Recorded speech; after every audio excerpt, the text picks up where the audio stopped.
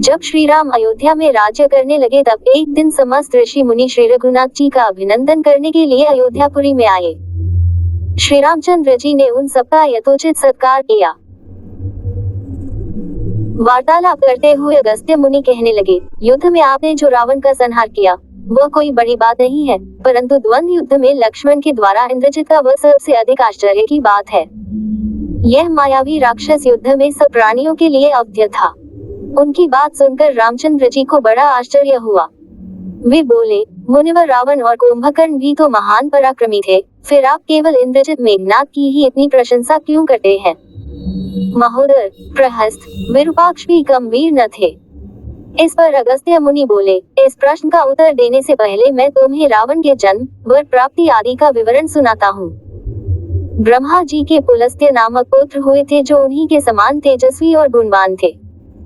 एक बार वे महेरी पर तपस्या करने गए।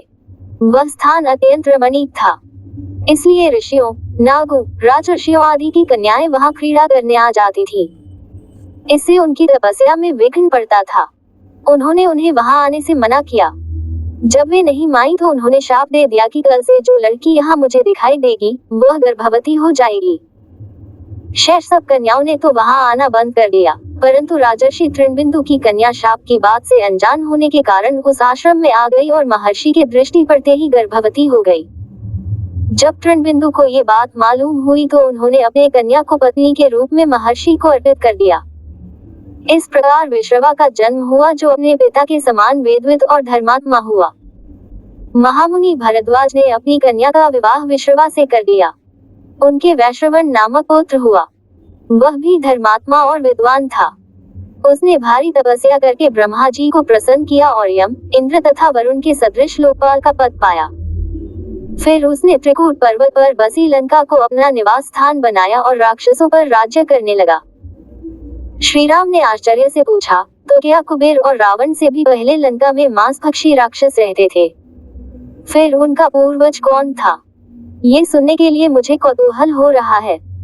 तब अगस्त्य जी बोले, पूर्व काल में ब्रह्मा जी ने अनेक जल जंतु बनाए और उनसे समुद्र के जल की रक्षा करने के लिए उन जंतुओं में से कुछ बोले कि हम इसका रक्षण रक्षा करेंगे और कुछ ने कहा कि हम इसका यक्षण पूजा करेंगे। ब्रह्मा जी ने कहा कि जो रक्षण करेगा वह राक्षस कहलाएगा और जो यक्षण करेगा वह यक्ष कहलाएगा।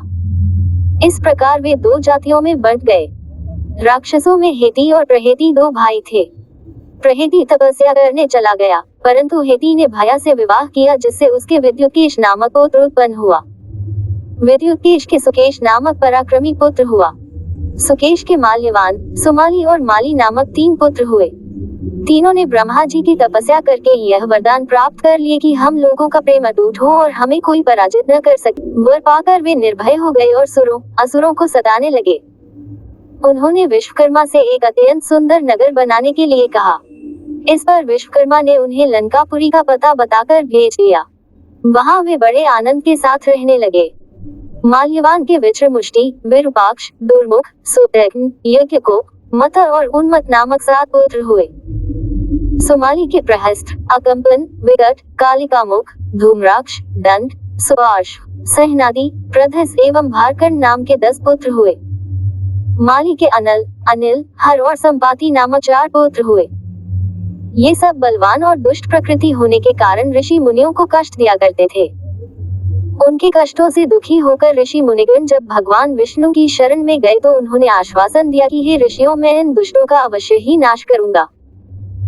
जब राक्षसों को विष्णु के इस आश्वासन की सूचना मिली तो वे सब मंत्रणा करके संगठित हो माली के सेनापतित्व में इंद्रलोक पर आक्रमण करने के लिए चल पड़े। समाचार पाकर भगवान विष्णु ने अपने अस्त्र शस्त्र संभाले और राक्षसों का संहार करने लगे। सेनापति माली सहित बहुत से राक्षस मारे गए और शेष लंका की ओर भाग गए। जब भागते हुए राक्षसों का भी नारायण संहार करने लगे तो माल्यवान क्रोध होकर युद्धभूमि में लौट पड़ा। भगवान विष्णु के हाथों अंत में वह भी काल का ग्रास बना। शेष बचे हुए राक्षस सुमाली के नेतृत्व में लंका को त्याग कर पाताल में जा बसे और लंका पर कुबेर का राज्य स्थापित हुआ। अब मैं तुम्हें रावण के जन्म की कथा सुनाता हूँ। राक्षसों के विनाश से दुखी होकर सुमाली ने अपनी पुत्री कैकसी से कहा कि पुत्री, राक्षस वंश के कल्याण के लिए मैं चाहता हूँ कि तुम परम पराक्रमी महर्षि विश्रवा के पास जाकर उनसे पुत्र प्राप्त करो। वही पुत्र हम राक्षसों की देवताओं से रक्षा कर सकता है। अगस्त्य मुनि ने कहना जारी रखा। पिता की आज्ञा पाकर कैकसी विश्रवा के पास गई। उस समय भयंकर आंधी चल रही थी। आकाश में मेघ गरज रहे थे। कैकसी का अभिप्राय जानकर विश्रवा ने कहा कि भद्रे, तुम इस कुबेला में आई हो। मैं तुम्हारी इच्छा तो पूरी कर दूंगा, परंतु इससे तुम्हारी संतान दुष्ट स्वभाव वाली और क्रूरकर्मा होगी। मुनि की बात सुनकर कैकसी उनके चरणों में गिर पड़ी और बोली कि भगवान, आप ब्रह्मवादी महात्मा हैं। आपसे मैं ऐसी दुराचारी संतान पाने की आशा नहीं करती, अतः आप मुझ पर कृपा करें। कैकसी के वचन सुनकर मुनि विश्रवा ने कहा कि अच्छा, तो तुम्हारा सबसे छोटा पुत्र सदाचारी और धर्मात्मा होगा। इस प्रकार कैकसी के 10 मुख वाले पुत्र का जन्म हुआ, जिसका नाम दशग्रीव रखा गया। उसके पश्चात कुंभकर्ण, शूर्पणखा और विभीषण के जन्म हुए। दशग्रीव और कुंभकर्ण अत्यंत दुष्ट थे, किंतु विभीषण धर्मात्मा प्रकृति का, अपने भाई वैश्रवण से भी अधिक पराक्रमी और शक्तिशाली बनने के लिए दशग्रीव ने अपने भाइयों सहित ब्रह्मा जी की तपस्या की। ब्रह्मा के प्रसन्न होने पर दशग्रीव ने मांगा कि मैं गरुड़, नाग, यक्ष, दैत्य, दानव, राक्षस तथा देवताओं के लिए अवध्य हो जाऊं। ब्रह्मा जी ने तथास्तु कहकर उसकी इच्छा पूरी कर दी। विभीषण ने धर्म में अविचल मति का और कुंभकर्ण ने वर्षों तक सोते रहने का वरदान पाया। फिर दशग्रीव ने लंका के राजा कुबेर को विवश किया कि वह लंका छोड़कर अपना राज्य उसे सौंप दे। अपने पिता विश्रवा के समझाने पर कुबेर ने लंका का परित्याग कर दिया और रावण अपनी सेना, भाइयों तथा सेवकों के साथ लंका में रहने लगा। लंका में जम जाने के बाद अपने बहन शूर्पणखा का विवाह कालका के पुत्र दानवराज विद्युविह्वा के साथ कर दिया। उसने स्वयं दिति के पुत्र मय की कन्या मंदोदरी से विवाह किया, जो हेमा नामक अप्सरा के गर्भ से उत्पन्न हुई थी। विरोचन कुमार बलि की पुत्री विचज्वला से कुंभकर्ण का और गंधर्वराज महात्मा शैलूष की कन्या सरमा से विभीषण का विवाह हुआ। कुछ समय पश्चात मंदोदरी ने मेघनाद को जन्म दिया, जो इंद्र को परास्त कर संसार में इंद्रजित के नाम से प्रसिद्ध हुआ। सदा के मद में रावण उच्छृंखल हो देवताओं, ऋषियों, यक्षों और गंधर्वों को नाना प्रकार से कष्ट देने लगा। एक बार उसने कुबेर पर चढ़ाई करके उसे युद्ध में पराजित कर दिया और अपनी विजय की स्मृति के रूप में कुबेर के पुष्पक विमान पर अधिकार कर लिया। उस विमान का वेग मन के समान तीव्र था। वह अपने ऊपर बैठे हुए लोगों की इच्छानुसार छोटा या बड़ा रूप धारण कर सकता था। विमान में मणि और सोने की सीढ़ियां बनी हुई थी और तपाए हुए सोने के आसन बने हुए थे। उस विमान पर बैठकर जब वह शरवण नाम से प्रसिद्ध सरकंडों के विशाल वन से होकर जा रहा था, तो भगवान शंकर के पार्षद नंदीश्वर ने उसे रोकते हुए कहा कि दशग्रीव, इस वन में स्थित पर्वत पर भगवान शंकर क्रीड़ा करते हैं, इसलिए यहाँ सभी सुर, असुर, यक्ष आदि का आना निषिद्ध कर दिया गया है। नंदीश्वर के वचनों से क्रोध होकर रावण विमान से उतरकर भगवान शंकर की ओर चला। उसे रोकने के लिए उससे थोड़ी दूर पर हाथ में शूल लिए नंदी दूसरे शिव की भांति खड़े हो गए। उनका मुख वानर जैसा था। उसे देखकर रावण ठहाका मारकर हंस पड़ा। इससे कुपित हो नंदी बोले कि दशानन, तुमने मेरे वानर रूप की अवहेलना की है, इसलिए तुम्हारे कुल का नाश करने के लिए मेरे ही समान पराक्रमी रूप और तेज से संपन्न वानर उत्पन्न होंगे। रावण ने इस ओर तनिक भी ध्यान नहीं दिया और बोला कि जिस पर्वत ने मेरे विमान की यात्रा में बाधा डाली है, आज मैं उसी को उखाड़ फेंकूंगा। ये कहकर उसने पर्वत के निचले भाग में हाथ डालकर उसे उठाने का प्रयत्न किया। जब पर्वत हिलने लगा तो भगवान शंकर ने उस पर्वत को अपने पैर के अंगूठे से दबा दिया। इससे रावण का हाथ बुरी तरह से दब गया और वह पीड़ा से चिल्लाने लगा। जब वह किसी प्रकार से हाथ न निकाल सका तो रोते रोते भगवान शंकर की स्तुति और क्षमा प्रार्थना करने लगा। इस पर भगवान शंकर ने उसे क्षमा कर दिया और उसके प्रार्थना करने पर उसे एक चंद्रहास नामक खड्ग भी दिया। अगस्त्य मुनि ने आगे कहा, एक दिन हिमालय प्रदेश में भ्रमण करते हुए रावण ने अमित तेजस्वी ब्रह्मर्षि कुशध्वज की कन्या वेदवती को तपस्या करते देखा। उस देखकर वह मुग्ध हो गया और उसके पास आकर उसका परिचय तथा अविवाहित रहने का कारण पूछा। वेदवती ने अपने परिचय देने के पश्चात बताया कि मेरे पिता विष्णु से मेरे विवाह करना चाहते थे। इससे क्रुद्ध होकर मेरी कामना करने वाले दैत्यराज शंभु ने सोते में उनका वध कर दिया।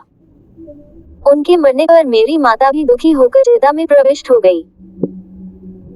तब से मैं अपने पिता की इच्छा पूरी करने के लिए भगवान विष्णु की तपस्या कर रही हूँ। उन्हीं को मैंने अपना पति मान लिया है। पहले रावण ने वेदवती को बातों में फुसलाना चाहा, फिर उसने जबरदस्ती करने के लिए उसके केश पकड़ लिए। वेदवती ने एक ही झटके में पकड़े हुए केश काट डाले। फिर ये कहती हुई अग्नि में प्रविष्ट हो गई कि दुष्ट, तूने मेरा अपमान किया है। इस समय तो मैं ये शरीर त्याग रही हूँ, परंतु तेरा विनाश करने के लिए फिर जन्म लूंगी। अगले जन्म में मैं योनिजा कन्या के रूप में जन्म लेकर किसी धर्मात्मा की पुत्री बनूंगी। अगले जन्म में वह कन्या कमल के रूप में उत्पन्न हुई। उस सुंदर कांति वाली कमल कन्या को एक दिन रावण अपने महलों में ले गया। उसे देखकर ज्योतिषियों ने कहा कि राजन, यदि यह कमल कन्या आपके घर में रही तो आपके और आपके कुल के विनाश का कारण बनेगी। ये सुनकर रावण ने उसे समुद्र में फेंक दिया। वहां से वह भूमि को प्राप्त होकर राजा जनक के यज्ञ मंडप के मध्यवर्ती भूभाग में जा पहुंची। वहां राजा द्वारा हल से जोती जाने वाली भूमि से वह कन्या फिर प्राप्त हुई। वही वेदवती सीता के रूप में आपकी पत्नी बनी और आप स्वयं सनातन विष्णु हैं। इस प्रकार आपके महान शत्रु रावण को वेदवती ने पहले ही अपने शाप से मार डाला था। आप तो उसे मारने में केवल निमित्त मात्र थे। अनेक राजा महाराजाओं को पराजित करता हुआ दशग्रीव इक्ष्वाकु वंश के राजा अनरण्य के पास पहुंचा, जो अयोध्या पर राज्य करते थे। उसने उन्हें भी द्वंद्व युद्ध करने अथवा पराजय स्वीकार करने के लिए ललकारा। दोनों में भीषण युद्ध हुआ, किंतु ब्रह्मा जी के वरदान के कारण रावण उनसे पराजित न हो सका। जब अनरण्य का शरीर बुरी तरह से क्षत विक्षत हो गया तो रावण इक्ष्वाकु वंश का अपमान और उपहास करने लगा।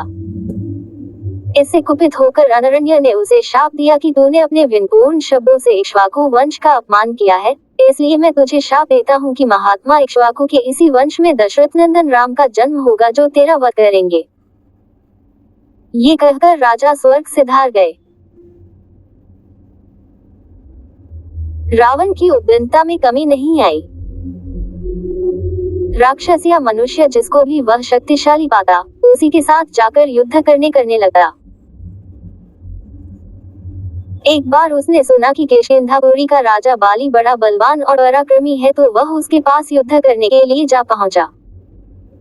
बाली की पत्नी तारा, तारा के पिता सुषेण, युवराज अंगद और उसके भाई सुग्रीव ने उसे समझाया कि इस समय बाली नगर से बाहर संध्योपासना के लिए गए हुए हैं।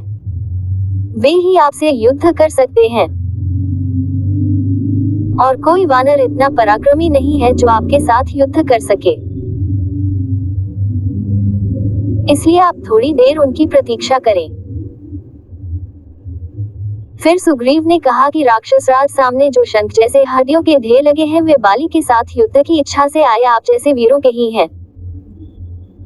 बाली ने इन सब का अंत किया है। यदि आप अमृत पीकर आए होंगे तो भी जिस क्षण बाली से टक्कर लेंगे, वह क्षण आपके जीवन का अंतिम क्षण होगा। यदि आपको मरने की बहुत जल्दी हो तो आप दक्षिण सागर के तट पर चले जाइए, वहीं आपको बाली के दर्शन हो जाएंगे। सुग्रीव के वचन सुनकर रावण विमान पर सवार हो तत्काल दक्षिण सागर में उस स्थान पर जा पहुंचा जहां बाली संध्या कर रहा था। उसने सोचा कि मैं चुपचाप बाली पर आक्रमण कर दूंगा। बाली ने रावण को आते देख लिया, परंतु वह तनिक भी विचलित नहीं हुआ और वैदिक मंत्रों का उच्चारण करता रहा।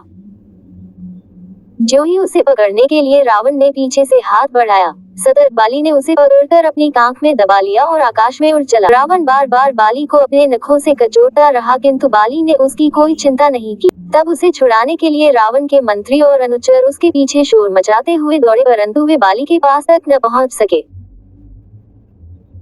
इस प्रकार बाली रावण को लेकर पश्चिमी सागर के तट पर पहुंचा। वहां उसने संध्योपासना पूरी की।